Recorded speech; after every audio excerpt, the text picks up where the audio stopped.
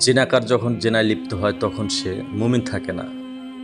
কেউ যখন মদ পান করে তখন সে মুমিন থাকে না। কেউ যদি চুরি করে, চুরি করার সময় সে মুমিন থাকে না। এবং কোনো ছিনতাইকারী এমনভাবে ছিনতাই করলো যে মানুষ তার দিকে অসহায় হয়ে তাকিয়ে আছে, তখন সে মুমিন থাকে না। যারা এই ধরনের কাজকাম করে, ইসলাম বিরুদ্ধ কাজ করে, তাদের জন্য শাস্তি রয়েছে। শাস্তি বা দণ্ডবিধি কার্যকর করবে প্রশাসন।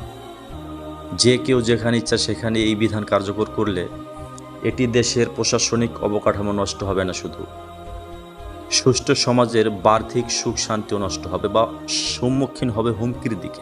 ফলে বদ্ধ বা শাস্তির মূল লক্ষ্য উদ্দেশ্য ব্যাহত হবে। কারণ অপরাধীদের শাস্তি দেওয়া হলে অন্যরাও এ থেকে শিক্ষা নেবে। অন্যরা কাজকাম করতে গেলে বা খারাপ কাজকাম করতে গেলে তাদের হৃদয় একটা বাধাগ্রস্ত হবে। আমি যদি এই কাজটা করি তাহলে আমাকে কিন্তু সেই শাস্তির সম্মুখীন হতে হবে।